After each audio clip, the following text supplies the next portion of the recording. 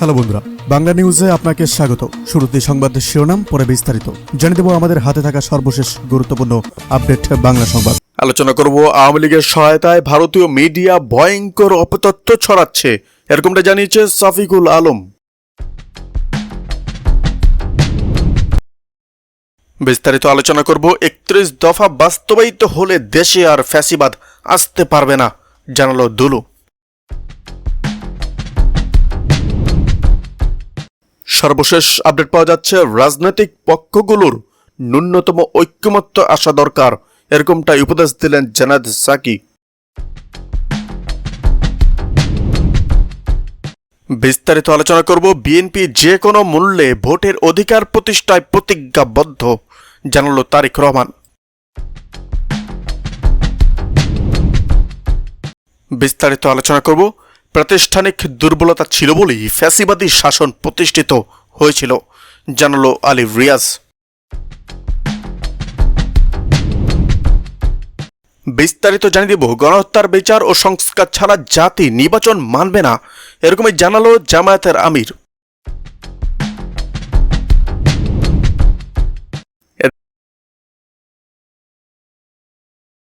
এদিকে স্বাস্থ্য বিষয়ক সংস্কার কমিশনের সুপারিশ দ্রুত বাস্তবায়নের নির্দেশ প্রধান উপদেষ্টার। স্বাস্থ্য বিষয়ক সংস্কার কমিশনের দেওয়া সুপারিশগুলোর মধ্যে যেগুলো এখনই বাস্তবায়ন যোগ্য তা দ্রুত বাস্তবায়নের উদ্যোগ নিতে নির্দেশ দিয়েছেন প্রধান উপদেষ্টা অধ্যাপক মোহাম্মদ ইউনূস। তিনি বলেন, দেশের স্বাস্থ্য খাতে দীর্ঘদিন ধরে যেসব সমস্যা রয়েছে তার নিরসনে এসব সুপারিশ গুরুত্বপূর্ণ ভূমিকা রাখবে।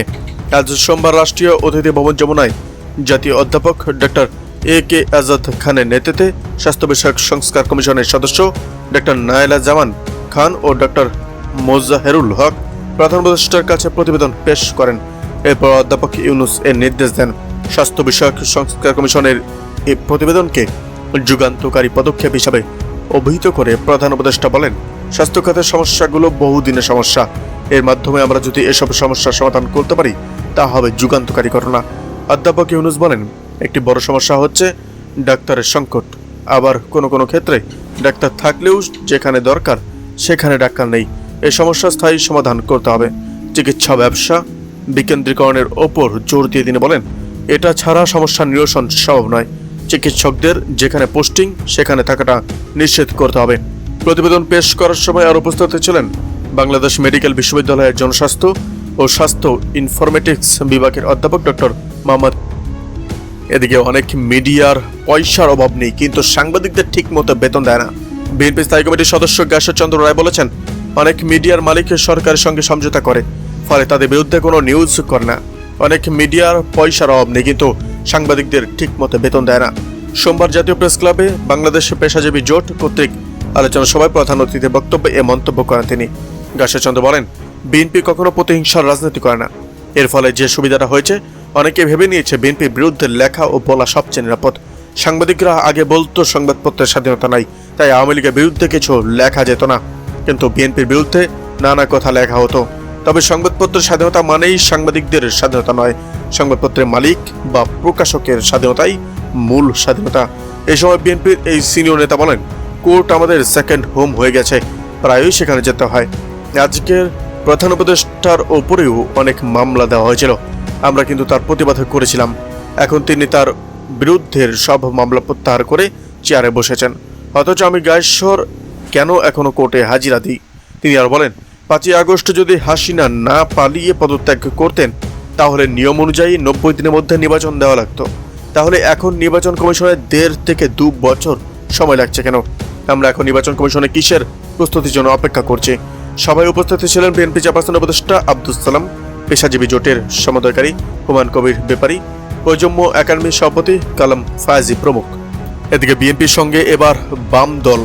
আগামী ত্রয়োদশ জাতীয় নির্বাচনের দাবিতে বিএনপির সঙ্গে আন্দোলনে যাওয়ার পরিকল্পনা করছে বাম দলগুলোর দাবি, অনির্বাচিত সরকার থাকায় দেশে রাজনৈতিক স্থিতিশীল পরিবেশ নেই। ছাত্র জনতার অভ্যুত্থানে আওয়ামী লীগ শাসনের উচ্ছেদ হলেও ব্যবস্থার বদল হয়নি। ব্যবস্থা বদলের সংগ্রাম এড়িয়ে নিতে হলে মুক্তিযুদ্ধের চেতনায় বিশ্বাসী বাম প্রগতিশীল গণতান্ত্রিক দল ও শক্তি ও সংগঠন এবং ব্যক্তিদের নিয়ে বৃহত্তর ঐক্যের বিকল্প নেই। নির্বাচনের দাবিতে বিএনপির সঙ্গে আন্দোলনে যেতে পারে বাম দলগুলো। মূলত গত 5ই আগস্ট পরবর্তী পরিস্থিতিতে নিজেদের মধ্যে ঐক্য গড়ে তুলতে বাম দলগুলো নতুন জোট গঠনের উদ্যোগ নিয়েছে। কয়েকটি বাম দলের শীর্ষ নেতারা বলেন, বাম প্রগতিশীল, গণতান্ত্রিক, উদাহরণ নৈতিক ও স্বাধীনতার পক্ষের রাজনৈতিক দলগুলো নিয়ে শক্তিশালী নতুন জোট গঠনের উদ্যোগ নেওয়া হয়েছে। আগামী ত্রয়োদশ জাতীয় সংসদ নির্বাচনের সামনে রেখে বাম দলগুলো বৃহত্তর জোট গঠনের প্রক্রিয়া চালিয়ে যাচ্ছে। সিপিবি সভাপতি মোহাম্মদ শাহ আলম সময়ের আলোকে বলেন, এই মুহূর্তে দেশে গণতান্ত্রিক সরকারের বিকল্প নেই, সে যে দলই ক্ষমতায় আসুক। এই কারণে বাম প্রগতিশীল শক্তি ঐক্যবদ্ধ হওয়ার চেষ্টা করছে। শীঘ্রই নির্বাচনের দাবিতে মাঠে নামবে, প্রয়োজনে আরো বড় ঐক্য গড়ে তুলব। ইতিমধ্যে বিএনপির সঙ্গে আনুষ্ঠানিক আলোচনা হয়েছে, হয়তো আবারও আলোচনা হবে। তবে বিএনপির সঙ্গে নির্বাচনের দাবিতে যোগ্যপথ আন্দোলনে যাব কি যাব না সময় বেড়ে দেবে, তবে নির্বাচনের বিকল্প নেই। বাংলাদেশের জাসদের সভাপতি শরীফ নুরুল আম্বিয়া সময়ের আলোকে বলেন, দেশে বিদ্যমান রাজনৈতিক সংকট থেকে উত্তরণে গণতান্ত্রিক ঐক্যের বিকল্প নেই। আনুষ্ঠানিক ও অনানুষ্ঠানিক আলোচনা চলছে, বৈঠক হচ্ছে, আরও হবে। বর্তমান সংকট থেকে উত্তরণের পথ খুঁজে বের করতে হবে। প্রয়োজনে সব প্রগতিশীল শক্তি মিলে যুগপথ আন্দোলনে যাব। বাংলাদেশের সমাজতান্ত্রিক দল অর্থাৎ বাসদ সাধারণ সম্পাদক বজর রশিদ ফিরোজ সময়ের আলোকে বলেন, এই মুহূর্তে বৃহত্তর ঐক্যের বিকল্প নেই। এ কারণে বাম গণতান্ত্রিক জোট আলোচনা করছে। গত 23শে এপ্রিলও একটি বৈঠক হয়েছে। দেশে একটি নির্বাচনের বিকল্প নেই। ইতিমধ্যে আমরা নির্বাচনের দাবিতে মাঠে আছি। প্রয়োজনে আরো বৃহত্তর ঐক্য গড়ে তুলে মাঠে থাকব। তবে বিএনপির সঙ্গে যুগপথ আন্দোলনে যাওয়া না যাওয়া সময় সাপেক্ষ ব্যাপার। বিএনপির সঙ্গেও আমরা আলোচনা করছি, হয়তো আরও আলোচনা হবে। আলোচনা পর হয়তো কোনো সিদ্ধান্তে আমরা আসব। এদিকে আওয়ামী লীগের বিচার নিশ্চিতে ব্যর্থতায় হাসনাতের ওপর হামলা জানালো এনসিপি। গণহত্যার দায়ে ফ্যাসিবাদী দল হিসাবে আওয়ামী লীগের বিচার নিশ্চিতে গড়িমসি এবং কার্যকর পদক্ষেপ গ্রহণে ব্যর্থতার ফলে হাসনাত আবদুল্লাহর ওপর হামলার ঘটনা ঘটেছে বলে মনে করছে জাতীয় নাগরিক পার্টি অর্থাৎ এনসিপি। রবিবার মধ্যরাতে দলটির যুগ্ম সদস্য সচিব দপ্তর সালেহ উদ্দিন সিফাত স্বাক্ষরিত এক সংবাদ বিজ্ঞপ্তিতে কথা বলা হয়েছে। বিজ্ঞপ্তিতে বলা হয়েছে, প্রেস ইনস্টিটিউট অব বাংলাদেশের অর্থাৎ পিআইবি ফ্যাক্ট চেক প্রতিষ্ঠান বাংলা ফ্যাক্ট এর জরিপে উঠে এসেছে গত 9 মাসে স্বাধীনতার অভ্যুত্থানে জড়িত ব্যক্তি ও পরিবারের উপর 36টি হামলা ঘটনা ঘটেছে, যাতে 89 জন আহত এবং 1 জন শহীদ হয়েছেন। এসব হামলাকারীকে এবং জুলাই অভ্যুত্থানের ছাত্র জনতা হত্যাকারীদের আইনের আওতায় আনতে অন্তর্বর্তীকালীন সরকারের পক্ষ থেকে ত্বরিত ও কার্যকর উদ্যোগ দেখা যাচ্ছে না। এই ঘটনাগুলোতে আইন শৃঙ্খলা বাহিনী সদস্যদের অপেশাদারি ও অবহেলার চিত্র ফুটে উঠেছে। জাতীয় নাগরিক পার্টি মনে করে, জুলাই গণহত্যা দায়ে একটি ফ্যাসিবাদী দল হিসাবে আওয়ামী লীগের দলগত বিচার নিশ্চিতে গড়িমসি এবং কার্যকর পদক্ষেপ গ্রহণে ব্যর্থতাই আজকের হামলার অন্যতম মূল কারণ।